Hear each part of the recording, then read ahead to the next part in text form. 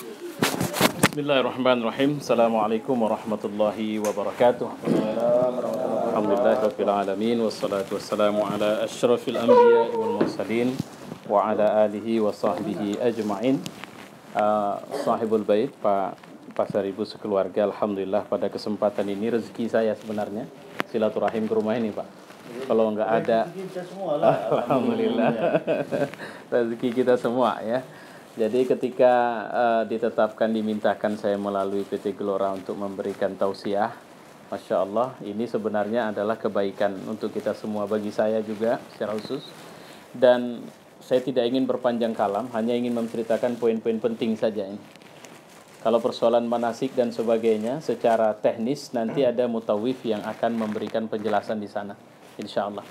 Tapi kalau persoalan hal lain, ini yang mungkin saya ingin sampaikan, bahwa dua kota yang akan kita datangi atau akan didatangi nanti sebagai kunjungan ibadah itu adalah dua kota yang Dajjal tidak bisa masuk. Jadi nanti di akhir zaman, kata Nabi SAW, bahwa akan muncul satu fitnah buat orang beriman, yaitu Dajjal. Dajjal ini dari kalangan kita manusia, dan tidaklah kehadirannya kecuali untuk memunculkan fitnah. Fitnah dimaksud adalah ujian keimanan. Ujian keimanan ini yang pasti dia mau menyimpangkan kita dari ketundukan kepada Allah, dan kemudian tentu saja dengan satu pengakuan yang tak bisa dibantah. Apa yang tak bisa dibantah? Dia bilang bahwa dia adalah Tuhan. Kenapa tidak bisa dibantah? Karena semua yang kita fahami sebagai Tuhan, ternyata dia bisa tunjukkan bahwa dialah Tuhan itu. Ini satu yang kita garis bawahi. Makkah Madinah adalah kota suci yang kesuciannya bukan karena sebab-sebab sederhana, tapi sebab-sebab memang di situ ada, kalau Makkah satu pusat ibadah semua umat manusia, yang dalam sirah kita bisa mempelajari, diyakini bahwa posisi Ka'bah sendiri, pondasinya sudah dibangun cukup lama. Bahkan ada yang menjelaskan Ka'bah sudah dibangun jauh sebelum Nabi Allah Adam alaihissalam. Artinya para malaikat yang melakukannya. Kemudian Nabi Allah Ibrahim meninggikan pondasinya. Dan kemudian kita menemukan struktur bangunannya seperti sekarang ini. Walaupun Ka'bah yang sekarang ini tidaklah persis sama dengan Ka'bah yang dibangun di masa Nabi Ibrahim alaihissalam. Sehingga nanti kalau ada nikmat kita bisa datang ke sana, dengan izin Allah tentunya, kita akan bisa lihat hanya dua pondasi utama saja yang masih sama seperti pondasi yang dibangun Nabi Allah Ibrahim, yaitu pondasi Hajarul Aswad dengan Rukun Yamani di sana. Sementara di arah Hijr Ismail pondasinya sudah tidak sama, tapi pondasi lama tetap ada di bawah itu.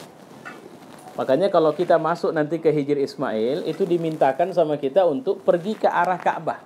Karena kalau kita sudah langsung ke arah Ka'bah, apalagi memegang dindingnya, kita akan sama dengan berada di dalam Ka'bah itu sendiri. Jadi kalau ingin masuk Ka'bah, ada cara masuk ke Hijr Ismail. Separuh Hijr Ismail itu sebenarnya adalah binaan Ka'bah yang dibangun oleh Nabi Allah Ibrahim alaihissalam. Ini satu. Madinah intinya ada pada dakwah Nabi. Berkembangnya dakwah itu di sana. Dan dua kota ini, pintu masuknya ini dijaga oleh para malaikat secara ruhiyah. Ya, pintu masuk dua kota besar ini adalah dijaga malaikat. Apa yang dijaga malaikat? Penjagaan dari terkena penyakit. Nah, jadi tadi kalau kemudian ada suntik meningitis dan sebagainya, kita itu lebih menjaga peristiwanya di luar dua kota suci ini. Kalau saya melihat dari sumber hadis, ya. Tapi kalau di Ka'bah, di Madinah, di Masjidil Haram, dalam hal ini juga Makkah, karena yang dimaksud Makkah tanah haramnya. Karena tidak semua area itu masuk bahagian dari tanah suci. Ya, area yang masuk bagian tanah suci itu tanah haram, meliputi kisaran Masjidil Haram, Arafah, Mina, Muzdalifah, itu masuk bahagian dari tanah haram di Makkah. Dan Madinah juga dibilang haram. Jadi nanti ada wilayah, jadi akses, sekarang kabarnya sudah. Akses masuk untuk ke tanah haram Madinah, itu ada 7 jalan. Dan 7 jalan ini ada malaikat yang mengawalnya. Di antaranya, di tempat yang mereka masuk ke dalam wilayah ini, tentunya mereka berada dalam kebaikan. Bahkan, Dajjal tidak bisa masuk. Nanti mungkin ada insya Allah ziarah di bawah.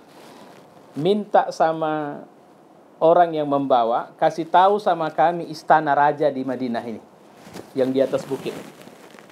Kalau mengikut hadis Rasulullah, bahwa itu nanti akan menjadi tempat persinggahan Dajjal ketika dia mau coba masuk ke Mekah, ke Madinah. Nah, baik, ini sekedar gambaran sedikit dari saya. Kemudian, perjalanan ini sebenarnya Makkah, Madinah tidak ada urusan sama umrah. Ini saya perlu tegaskan, mungkin bahasa saya yang agak kasar, ya, hanya tegas saja. Kita nggak ke Madinah, umrah kita insya Allah nggak ada masalah. Cuma namanya kita sekali-sekali ke sana, ya Madinah adalah tempat makam Rasul, kita ziarah di sana. Gitu ya. Nah, cuma saya perlu tegaskan, tidak ada urusan umrah itu di Madinah. Semua umrah diselesaikan di Masjidil Haram. Ya. Jadi tidak ada urusan. Artinya yang namanya umrah itu di Masjidil Haram. Yang namanya haji di tanah haram Makkah. Nah, begitu memahamkannya. Jadi kalau orang pergi haji nanti pergi 9 hari di Madinah, sekian sisanya di Makkah, itu tidak ada persoalan di Madinah dan tidak ada hubungannya dengan haji atau umrah. Nah, pertanyaannya sekarang, persoalannya, ini perjalanan apa? Karena sekarang orang sering sudah mulai menggandeng antara pergi haji, habis itu pergi ke Dubai, habis itu pergi ke Muscat, habis itu pergi ke Istanbul. Nah, jadi yang harus kita pahami, perjalanan ke Makkah itu, apa semangat yang harus kita bawa? Ini seperti sebuah perjalanan, menjalankan prosesi sebuah perjalanan cinta. Saya bilang ini perjalanan cinta. Dan semua lingkupnya adalah cinta seorang kepada Tuhannya. Kenapa? Nah, kita harus bisa belajar di sini nanti. Ini pelan-pelan kita lihat. Tidak ada manusia pertama sekali. Tidak ada manusia. Dalam Quran ada kalimat, di Makkah itu maksud saya, di dalam Al-Quran ada satu kalimat yang menegaskan bahwa ada dua orang yang sering dan disebut-sebut sebagai uswatun hasanah. Yang pertama adalah Nabi Muhammad, laqad kana lakum fi Rasulillah uswatun hasanah. Yang kedua, Ibrahim. Qad kanat fi Ibrahim walladzina ma'ahu, ya, bahwa sebenarnya uswatun hasanah, qad kana uswatun hasanah, bahwa pada Ibrahim itu ada uswatun hasanah dan orang-orang yang mengikutinya. Kita mau belajar apa uswah hasanah pada Nabi Allah Ibrahim. Pelajaran tentang cinta pada Allah. Pelajaran penyelamatan tauhid. Karena Allah melahirkan kita atau memberikan kenikmatan hidup dunia ini tidak lama. Sepanjang-panjang orang umur dunia 62 tahun setengah itu cuma 1,5 jam di akhirat. Capek, lelah, letih dia mengumpulkan apa yang dari dunia ini, dia bakal tinggal ini. Gak ada cerita, ini cuma hak pinjam pakai. Bahkan hak pinjam pakai ini akan Allah tanya nanti di satu hari kelak, untuk apa kau gunakan itu semua. Itu yang harus kita garis bawahi. Ya. Nah, untuk kemudian perjalanan ini akhirnya kita sadari seperti waktu Nabi Ibrahim, Hajar dan Ismail pergi ke Makkah. Nah, kita lihat apa yang dilakukan Ibrahim sampai akhirnya diantarkan istrinya di sana. Cinta. Dia mencintai Tuhan. Dan cinta itu mengatasi segalanya. Begitu nyampe di tempat yang dibilang Allah, jangankan manusia, pohon saja nggak ketemu di situ. Jadi lembah Bakkah awalnya itu adalah sebuah lembah tandus gersang dan tidak ada pepohonan di situ. Ini sebuah perjalanan unik. Nah, ini yang saya nanti insya Allah kalau ada rezeki kapan kita bisa ketemu, atau nanti saya tinggalkan nomor HP, mau bertanya sama saya silakan terus. Ya, artinya begini, perjalanan ini adalah sebuah perjalanan yakin bahwa Allah tidak akan mengganggu saya. Allah tidak akan menyakiti saya. Allah tidak akan menyulitkan saya, walau fakta mata saya melihat itu kesulitan atau gangguan atau hambatan. Ya. Ini yang harus kita garis bawahi pertama. Kenapa? Karena begitu nyampe di tempat yang diantarkan Ibrahim ini adalah anaknya yang baru saja dia dapatkan. Ismail itu baru lahir. Tapi Allah bilang, pisahkan. Nabi Allah Ibrahim tidak dapat semacam SKMOU bahwa nanti di sana istrimu akan begini, pokoknya aman lah, jangan takut. Enggak ada. Apa yang membuat dia berangkat mengantarkan istrinya cuma satu. Dia yakin sama Allah.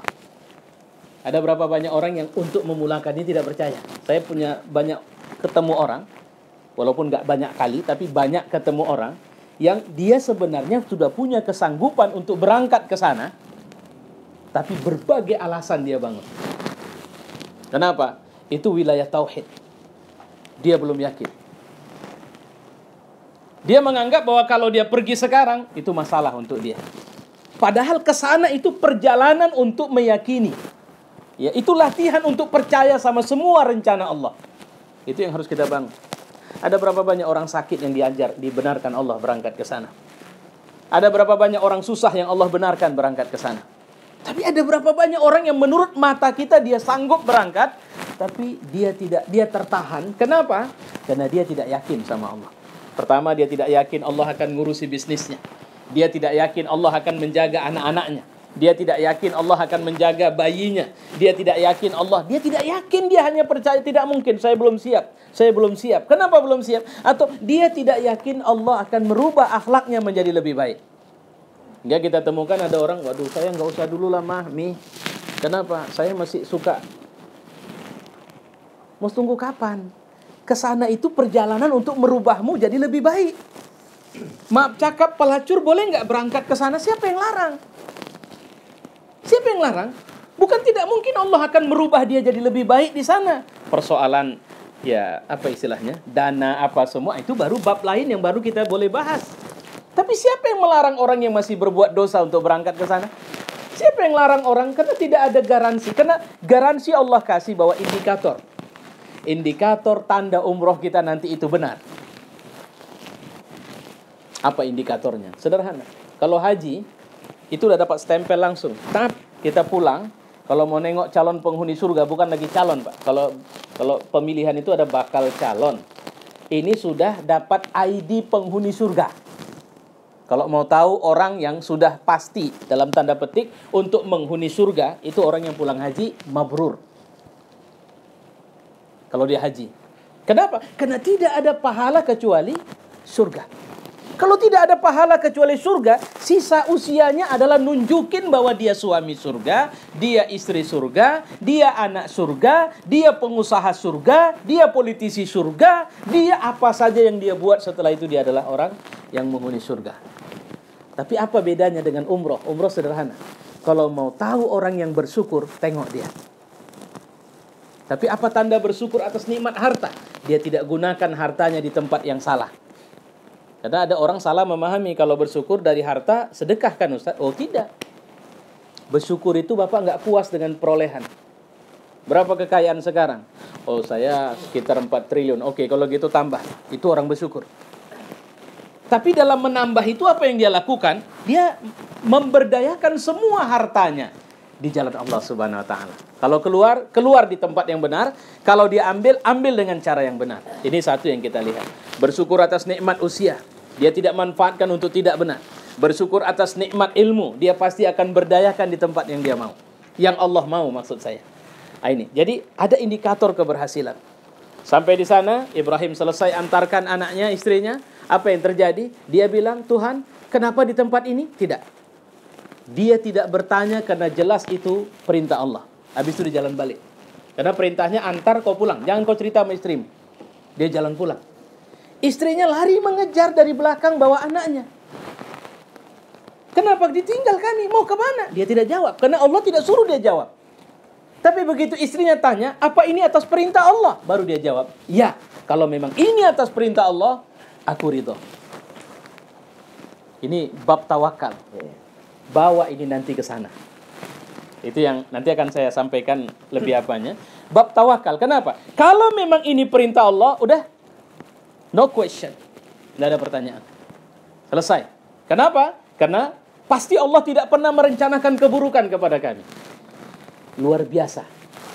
Hajar tidak melihat ada orang. Karena mungkin dia boleh bertanya, kenapa tidak kau tinggalkan kami sama orang yang ada minimal satu kampung lah, atau satu kafilah lah. Kenapa kami sendirian di sini? Jamaah yang mulia, kalau bicara dari sisi cara berpikir manusia, kalau mengembangkan keturunan hampir muskil. Saya ulang sekali lagi, kalau bicaranya mengembangkan keturunan hampir muskil, bahkan muskil. Bukan hampir lagi, muskil. Kenapa? Karena ibu sama anak laki-lakinya yang tidak mungkin akan menikah. Bagaimana mungkin? Ini hanya tinggal nunggu usia mati saja di sini. Kalau bicara logika, kehadiran Hajar sama Ismail di sana itu muskil untuk mengembangkan keturunan. Apalagi perbekalan tidak banyak diantar. Ya, perbekalan hanya diberikan singkat. Sehingga akhirnya untuk minum saja terbatas. Itu nanti akan dirasakan. Makanya waktu sa'i, kita begitu nyampe kan tawaf ya. Begitu nyampe tawaf, habis tawaf kita nanti akan minum zam-zam. Habis itu kita salat di belakang makam Ibrahim. Kemudian kita naik ke, ini sebenarnya sekarang sudah nggak nampak sulitnya.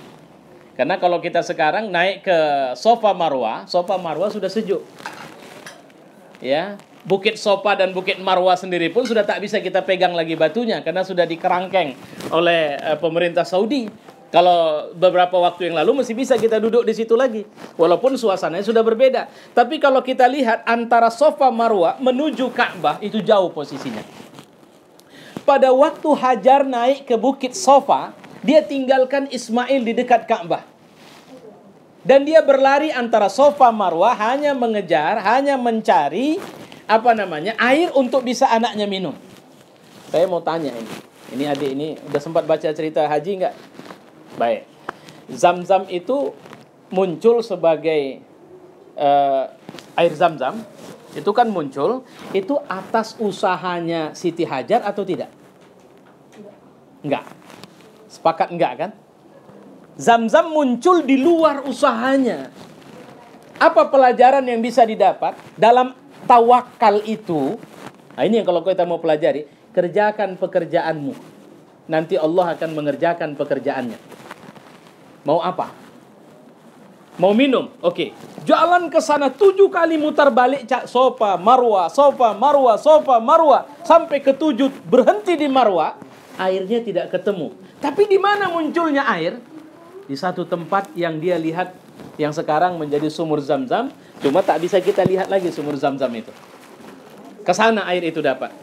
Artinya apa? Pelajaran dari lari-lari kecil antara Safa dan Marwah itu nanti adalah pelajaran kerjakan pekerjaanmu semampumu.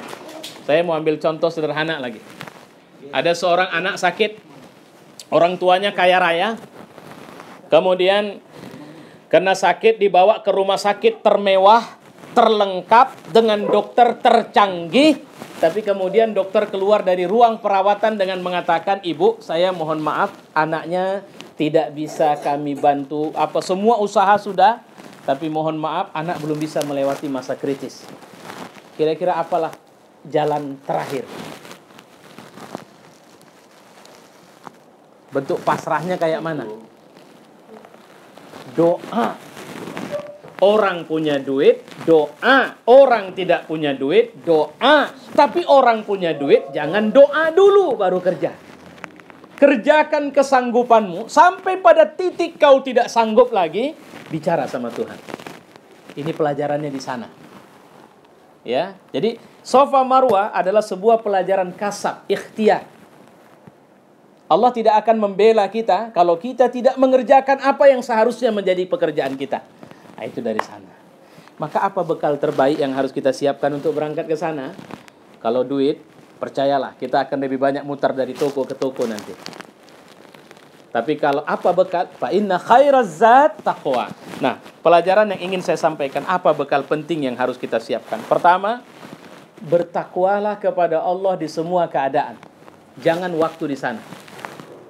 Tapi mulai belajar dari sini. Ya, bertakwalah kepada Allah ala kulli hal. Apa yang dimaksud semua keadaan? Waktu senang, waktu susah, waktu sendiri, waktu berdua, waktu di tengah orang ramai, waktu sedang santai. Dan di sana kita nanti ada waktu santainya, ada waktu makannya, ada waktu ibadahnya. Kita jangan terjebak pada rutinitas perilaku di sana. Kita sedang mengupgrade diri kita. Kita sedang menginstal kepribadian kita untuk nanti waktu pulang, turun dari tangga pesawat, kita sudah muncul menjadi manusia muttaqin yang full. Itu yang harus datang sama kita. Ya, maka mohon maaf ini ya bisa dibilang mempromosikan juga. Saya dengan Pak Swedi sudah bilang, kalau saya membawa jamaah, saya nggak mau cuma mendampingi mereka dalam perjalanan sampai di sana disambut mutawib, saya tidak. Saya mau semacam nyantri.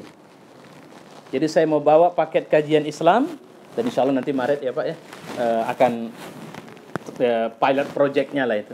Jadi paket kajian Islam, apa pelajarannya? A, B, C, D, 9 hari di sana, digembleng dengan materi pengajian, kemudian di-shoot itu peristiwa pengajiannya, dalam sekeping CD boleh dikasih pulang nih pelajar. Ini suasana kita belajar Islam di sana. Kan indah sekali belajar Islam di Mekah dan Madinah. Indah sekali belajar Islam di halaman Masjidin Nabawi, halaman Masjidil Haram atau di dalamnya dengan izin Allah Subhanahu wa taala. Nah, tujuannya apa? Bangun takwa kita. Semua kita, Allah tidak batasi kita. Semua kita setelah lahir peluang kita cuma 2 kemungkinan, surga atau neraka. Sementara surga tidak ada tiket masuk surga kecuali takwa. Ya, jadi tiket masuk surga itu bukan banyak salat tahajud.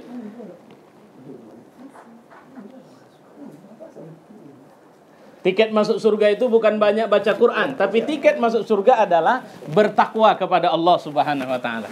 Ya, ini yang pertama kita garis bawahin ini. Baik.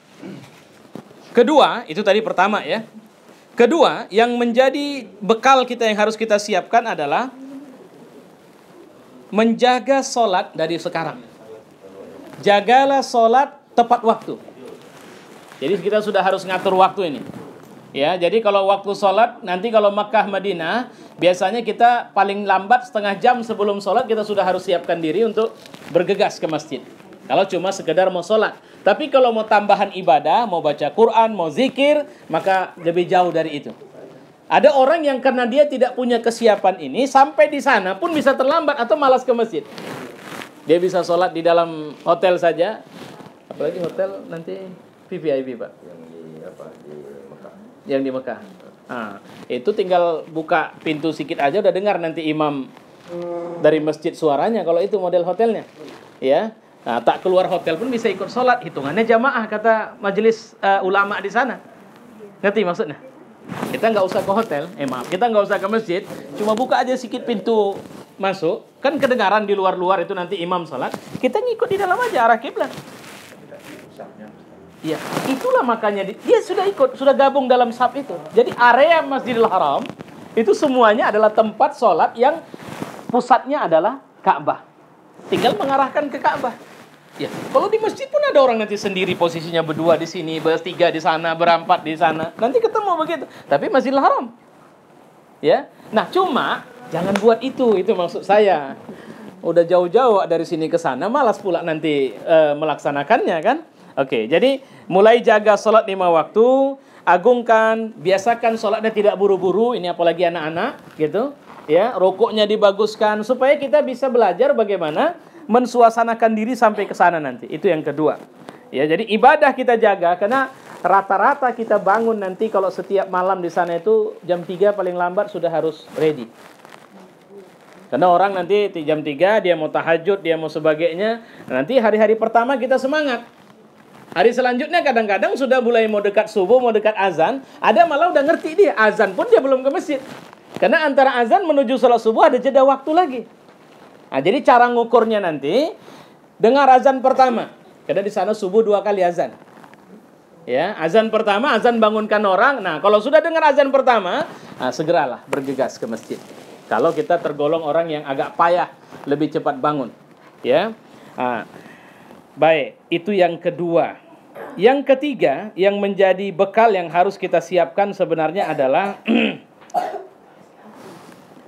bekal bahwa bagaimana kita memperhatikan harta kita.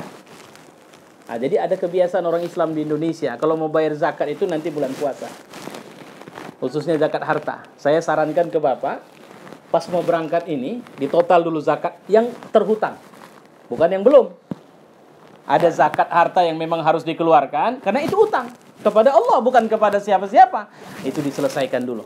Tapi kalau utang kepada manusia belum jatuh tempo, nah itu nggak ada masalah. Tapi zakat, selesaikan dulu. Tujuannya apa? Supaya Allah terima kita dengan keberkahan. Ya, artinya banyak itu ya zakat mal, zakat profesi yang menjadi catatan yang harus kita selesaikan supaya kita tak tahu apa yang Allah tetapkan sama kita. Umur kita pun belum tentunya sampai kita berangkat nanti. Allah yang pegang dan genggam prerogatif itu.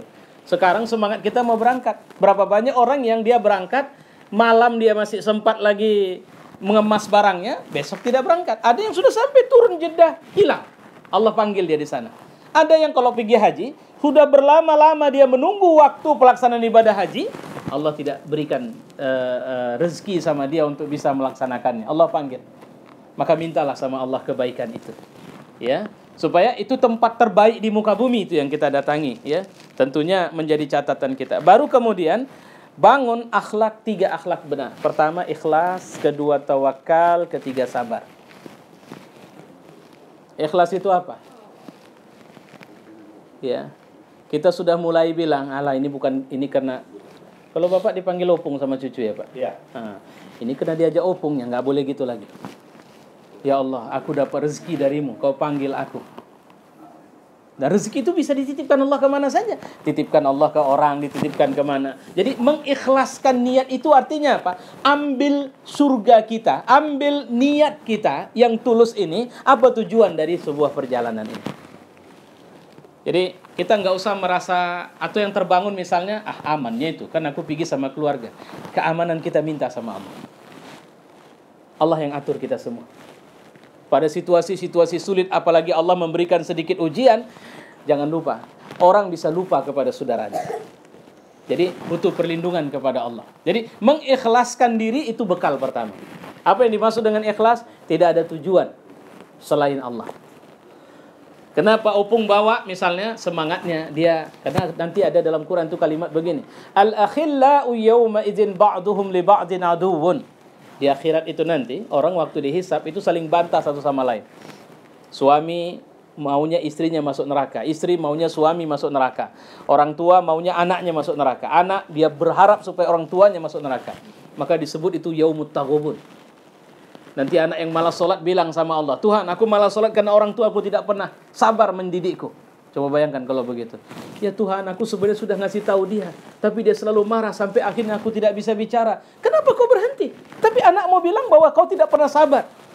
Ya tapi aku memang bangunkan. Iya dia cuma bangunkan sekali 2 kali, habis itu biarkannya aku tidur. Coba, yaumut taghabun, itu hari di mana orang saling menyalahkan. Illal muttaqin, kecuali orang bertakwa. Siapa orang bertakwa? Nah inilah kalau posisinya di opung akan bilang, ya Tuhan aku tidak mau masuk surga sendiri. Aku mau semua anak cucuku bersamaku dalam surgamu. Dari sekarang. Ya Tuhan, aku tidak mau masuk surga sendiri, kata si nenek. Aku tidak mau masuk surga sendiri, kata si ayah. Kata si suami, kata si anak. Sehingga mereka bekerja sama dalam takwa. Dan ini bahagian dari perjalanan takwa itu. Maka jangan rusak dengan yang lain. Biarkan yang jadi jenderal di perjalanan ini nanti Allah. Biarkan yang ngaturnya itu Allah, jangan yang lain. Artinya apa? Karena dia yang punya gawe, bukan kita. Ini rezeki dikasih Allah sama kita. Bisa berangkat ke sana, itu bukan rezeki kita. Mau dibilang, karena saya punya duit. Dari mana duitmu? Kalau Allah tidak kehendaki. Ya Allah. Maka saya mengatakan berbahagialah bisa berangkat ke sana. Dan itu peluang untuk membangun ketakwaan bukan cuma sendiri, tapi berkeluarga. Oke. Itu pertama, ikhlas. Kedua, sabar. Sabar itu maksudnya apa? Kadang kita sehari 2 hari bisa nyaman di sana. Datang 3 hari, udah mulai. Maka setan itu, jangan bilang setan gak masuk masjid. Setan juga masuk masjid nanti. Masjidil Haram itu tengoklah nanti. Banyak calo-calo pun banyak sana. Calo nyium Hajarul Aswad. Mukanya ramah-ramah, nanti habis itu baru nodong. Bahkan setan nyuruh kita untuk dinding Ka'bah itu pun diusap-usap, taruh di peci. Itu cara setan ngerusak ibadah kita. Maka sabarlah dengan manasiknya Rasulullah sallallahu alaihi wasallam. Jadi apa caranya? Udah, kalau memang tawaf saja dengan baik. Ustaz, saya pingin kali nyium Hajarul Aswad. Gak ada perintahnya. Nabi cuma bilang, kalau bisa cium dulu baru tawaf. Tapi kalau tidak bisa, arahkan saja apa yang bisa menyentuh Hajarul Aswad. Kalau nggak bisa juga, ya udah, tanganmu saja arahkan ke sana. Selesai. Mana lebih hebat? Kadang, mohon maaf, jika inilah Ka'bah, inilah sudut Hajarul Aswad, banyak orang nanti kalau kita lihat, itu lebih banyak larinya kemari. Padahal, hanya beberapa senti dari sini, ini multazam. Berapa senti aja itu? Antara Hajarul Aswad dengan pintu Ka'bah. Apa hebatnya multazam? Apa saja yang kau minta, kata Nabi, Allah kabulkan. Karena multazam ini la hijab sampai ke langit. Tapi lihatlah setan. Mohon maaf ya, saya mengatakan lihatlah setan, dia hentikan kita di Hajarul Aswad. Padahal Umar bin Khattab bilang, kalau aku tahu, kalaulah aku lihat Nabi pernah menciummu, nggak aku cium kau, karena kau cuma batu. Sebenarnya Hajarul Aswad ini batu yang tak lebih besar dari ini. Dia itu sudah pecah 8 atau pecah 9, saya bilang. Jadi sekarang yang kita tengok itu sebenarnya pecahannya itu sudah dirangkai. Kenapa pecah? Karena pernah ini direbut dalam perang. Hingga ditarik balik, batu ini pecah oleh pemerintah, sekarang dikemas balik, disemen ulang. Dan kemudian, dan ini sekedar canda aja. Yang ada sedang hobi batu akik, jangan pula nengok-nengok batu ini layak mungkin sampai sana, tunggu dulu aku, jangan pula kan. Jadi itu pecahannya itu dirangkai, dan mata melihatnya pada dua kemungkinan. Ada orang bisa melihatnya putih, ada orang bisa melihatnya hitam. Cuma dia disebut sebagai Hajarul Aswad. Jadi saya membaca banyak hadis. Dalam hadis diceritakan para sahabat berbeda pendapat. Apakah batu ini berwarna putih atau batu ini berwarna hitam? Lantas kemudian akhirnya mereka sepakat bahwa barang siapa yang melihat warna batu itu putih, maka itulah sebenarnya aslinya warnanya. Tapi barang siapa yang melihat warna itu hitam, maka itu karena sebab banyaknya maksiat. Bukan maksiat kita yang nengok, tapi maksiat manusia yang menyebabkan batu itu menjadi menghitam. Maka dia disebut sebagai Hajarul Aswad. Jadi sabar. Nanti di Mekah juga nggak usah maksakan diri ke Raudhah kalau memang waktunya nggak pas. Karena saya terus terang, Raudhah itu memang beda kalau kita di situ.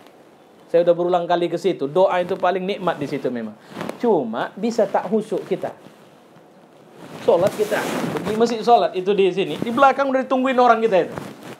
Kadang kita sholat, supaya tahu ini ya, kadang kita berdiri sholat, berdiri orang di depan kita lagi. Bagaimana cara mau sujud? Bagaimana cara mau rukuk?